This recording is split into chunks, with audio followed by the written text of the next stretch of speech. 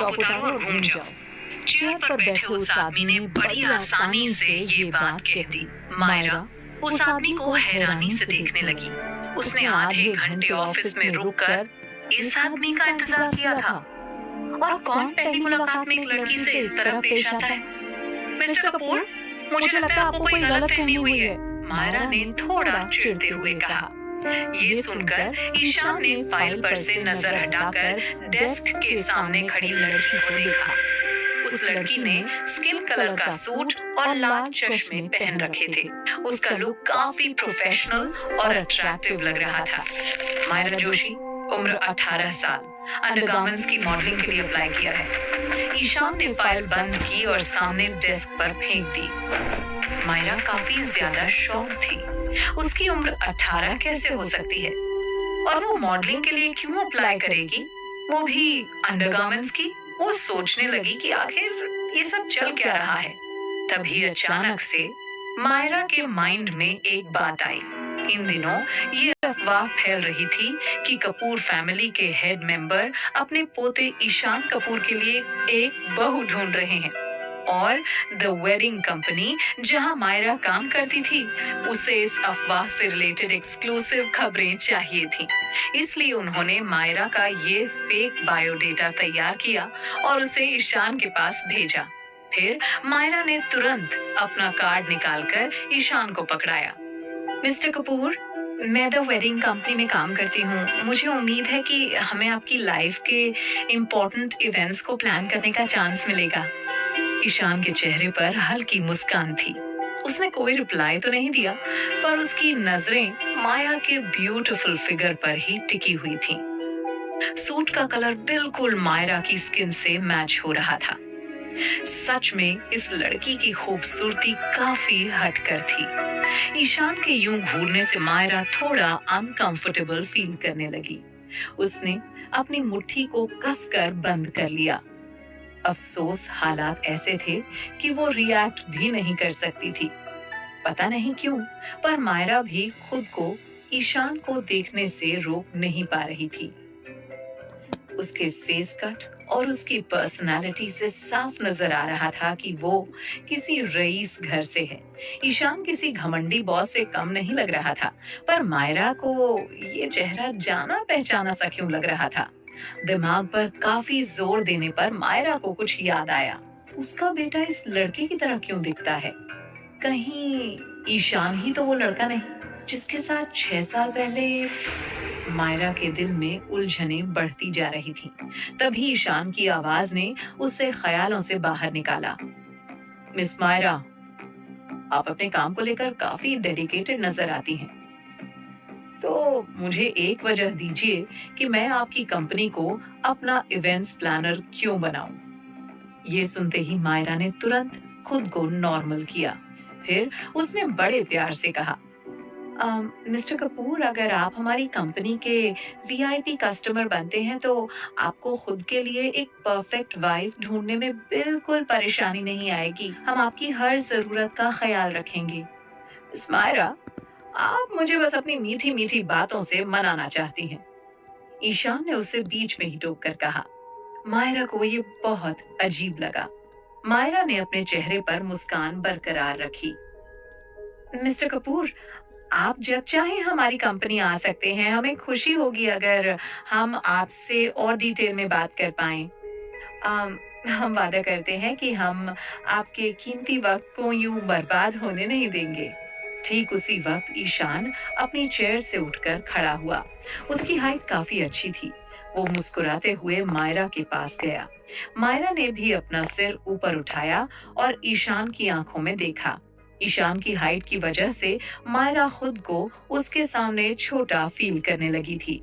वहीं ईशान लगातार उसे ही घूरे जा रहा था। मुझे लगा कि तुम अपनी बॉडी से मुझे इम्प्रेस करोगी। क्या? मायरा की आंखें गुस्से से लाल होने लगी। उसे उम्मीद नहीं थी कि ये लड़का इस कदर बदतमीजी करेगा। चाहे मायरा की कंपनी के लिए ये डील कितनी भी जरूरी क्यों ना हो, पर वो अपने जिस्म का सौदा कभी नहीं करेगी। ईशान ने भी नोटिस किया किस तरह मायरा का चेहरा धीरे धीरे लाल हो रहा था ऑफिस का माहौल अचानक से काफी शांत और सीरियस हो गया। मायरा को बहुत अजीब फील हो रहा था। वो इस तरह ईशान की मनमानी चलने नहीं दे सकती थी। इसलिए मायरा ने एक कदम पीछे लिया और कॉन्फिडेंट होकर कहा, मिस्टर कपूर, मैंने वो एप्लीकेशन फॉर्म नहीं भरा है। मुझे माफ कीजिएगा अगर मेरी वजह से आपको कोई गलतफहमी हुई हो तो। इतना कहते ही मायरा पीछे मुड़ी और वहां से चली गई। ईशान चुपचाप खड़ा मायरा को जाते हुए देख रहा था। अचानक से उसके चेहरे पर सीरियसनेस आ गई। मिस मायरा, क्या हम पहले कभी मिले हैं? ईशान ने पूछा।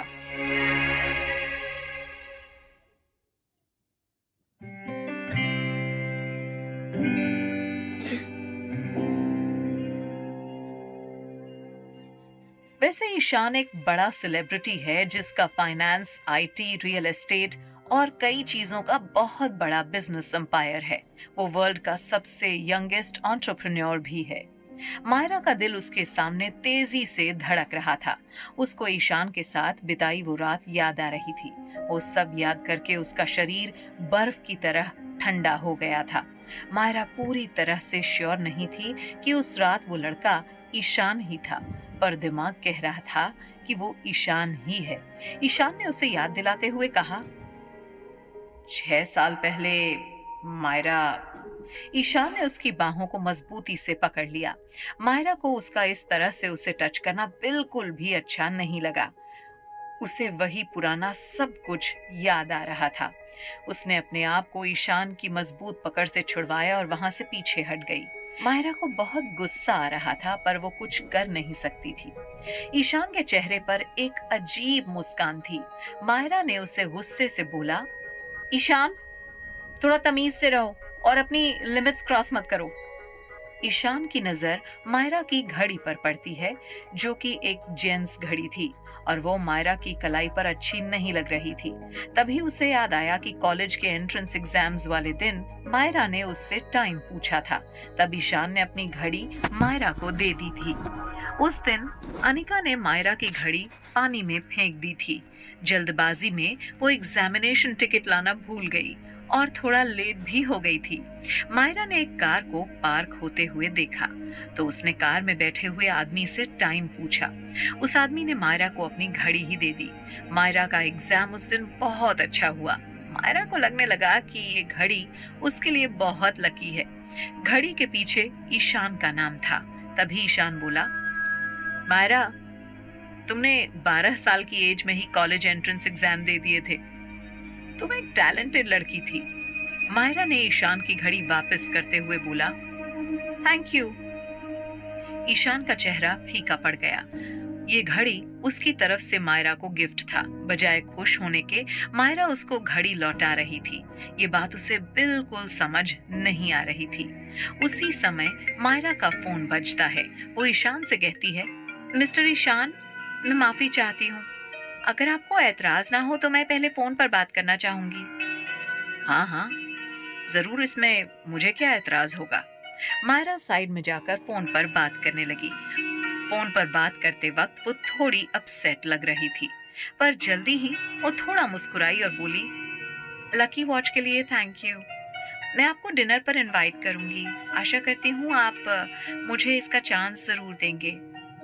अभी क्यों नहीं, अभी लंच टाइम है, अभी चलते हैं। मायरा ने थोड़ा परेशान होकर कहा, "आ, मेरी मम्मी ने मुझे किसी ब्लाइंड डेट पर जाने के लिए कहा है, तो अभी तो मुझे वहां जाना पड़ेगा।" ईशान ने बोला, ओह, मैच मेकिंग टाइप, हाँ?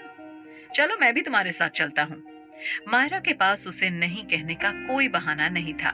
उसने ईशान को भी अपने साथ आने दिया। इतने में ईशान को कोई बिजनेस कॉल आता है और वो कैफे के बाहर खड़ा होकर फोन पर बातें करने लग जाता है। जैसे ही मायरा कैफे में एंटर होती है, वहां बैठी हुई एक लेडी उसका मजाक उड़ाती हुई बोलती है, मायरा, मैंने उसे देखा, वो बहुत ही मैच्योर है। अभी भी वो अपनी पहली वाइफ को भूला नहीं है। कितना प्यारा हस्बैंड होगा वो तुम्हारा। तुम उसके साथ खुश रहोगी। मुझे इंतजार रहेगा कि जब मेरी शादी हो तब तुम दोनों एक साथ वहां आओ।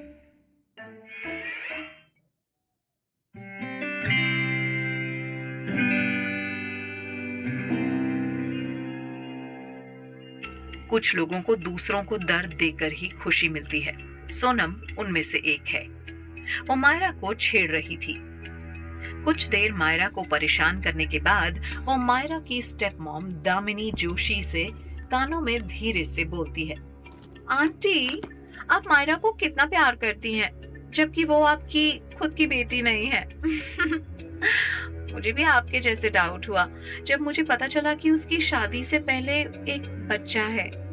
आपने मेरी कजिन के लिए जिसे पसंद किया है उसको देखकर मुझे अच्छा लगा। वो आदमी मायरा के लिए बेस्ट है। प्लीज मेरी शादी में आप सभी साथ में आना। हाँ। जब सोनम वहां से चली जाती है तो दामिनी मायरा को डांटते हुए कहती है, तुम्हारे स्कैंडल ने सब बर्बाद कर दिया। अभी सोनम की जगह तुम दुल्हन होती। अब तुम्हें एक और मौका मिला है। आज की ये डेट बहुत ही इंपॉर्टेंट है, इसको बेकार मत जाने देना। मैंने तुम्हें बहुत प्रॉब्लम्स के साथ बड़ा किया है। मेरे साथ कुछ अच्छा करने के बजाय तुमने हमारी रेप्यूटेशन बर्बाद कर दी। तो प्लीज इस बार कुछ गड़बड़ मत करना।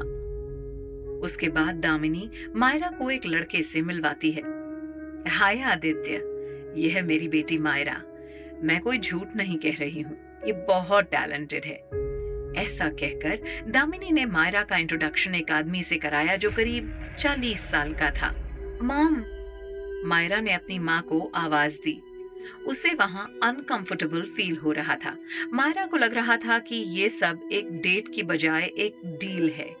दामिनी ने धीरे से मायरा की बाहों पर पिंच किया और आदित्य से बोली, मुझ पर विश्वास करो, मायरा तुम्हारे लिए एक अच्छी वाइफ साबित होगी। आदित्य को मायरा अच्छी लग रही थी। वो उसे बहुत सुंदर लग रही थी। उसने दामिनी को एक चेक पकड़ाते हुए कहा, इसको मेरी तरफ से एक छोटा सा गिफ्ट माने। अब मुझे और इनको अकेले में थोड़ा वक्त गुजारने दें, जिससे हम दोनों एक दूसरे को समझ सकें। दामिनी ने चेक को खुशी से लेते हुए कहा, थैंक यू आदित्य, तुम बहुत ही अच्छे हो। आशा करती हूँ कि मेरी बेटी और तुम साथ में खुश रहोगे। साथ में एक छोटा बच्चा तुम्हारी खुशियों को डबल कर देगा। दामिनी के वहां से जाने के बाद मायरा को आदित्य के सामने बैठना पड़ा। इससे पहले कि वो थोड़ा रिलैक्स होती, उसे अपने लैप पर कोई टच सा महसूस हुआ। उसने अपना सिर ऊपर किया और आदित्य को देखा। उसके होंठों पर एक अजीब सी मुस्कान थी। मायरा को गुस्सा आ रहा था। वो उठकर वहां से जाने के लिए तैयार हो गई। आदित्य ने उसे रोकते हुए कहा, अरे रुको, मैंने तुम्हारे लिए रुपए दिए हैं। तुम्हें यहाँ से जाने की इतनी भी क्या जल्दी है? मुझे चैलेंज मत करो, मैं बहुत देर तक अच्छे होने का नाटक नहीं कर सकता। मायरा जोर से चिल्लाते हुए बोली, आदित्य, अपनी औकात में रहो। बिजनेस फील्ड में तुम्हारा बहुत नाम है। लोगों के बीच इस तरीके से गलत हरकत मत करो। ये सब सुनकर आदित्य को अचानक से याद आया कि वो इस समय कहाँ पर है। वो मायरा को हाथ पकड़कर कैफे के बाहर ले गया और बोला, चलो होटल चलकर टाइम एंजॉय करते हैं। मायरा ने उससे बचने की बहुत कोशिश की, पर आदित्य ने उसका हाथ इतना टाइट पकड़ा था कि वो अपने आप को छुड़ा नहीं पा रही थी। वो उसको पास ही एक होटल में खींचकर ले जाता है। मायरा ने ईशान को खोजने की बहुत कोशिश की। जब उसे ईशान की बहुत ज्यादा जरूरत है तब पता नहीं वो कहाँ चला गया। आदित्य जब उसे खींचकर एलिवेटर की तरफ ले जा रहा था तभी वो चिल्लाई, मुझे बचाओ! आदित्य चीखा, ये मेरी है, कोई भी मेरे रास्ते में आने की कोशिश मत करना। अपनी जॉब को खतरे में देखकर कोई भी वेटर उसकी हेल्प के लिए आगे नहीं आता है। आदित्य मायरा को रूम में धक्का देता है। मायरा को समझ में नहीं आता कि अभी इस समय उसके खुद के अलावा और कोई दूसरा उसकी हेल्प नहीं कर सकता। वो तुरंत ही टेबल पर रखे हुए वाज को उठाती है और आदित्य के सिर पर तेजी से मारती है। आदित्य जमीन पर गिर जाता है और उसका माथा खून से भर जाता है। वो चिल्लाता है, तुम्हारी हिम्मत कैसे हुई? मैं तुम्हें यहाँ से नहीं जाने दूंगा। मायरा उसे दर्द में देखती है। वो डर से कांपने लग जाती है। उसी समय गेट को बाहर से धक्के मारकर कोई खोलता है। मायरा का फेस पीला पड़ जाता है। उसके हाथ में टूटा हुआ वाज होता है जो कि उसने आदित्य से बचाव के लिए ले रखा होता है। जब वो ईशान को गेट पर खड़ा देखती है तो उसे थोड़ा ठीक महसूस होता है।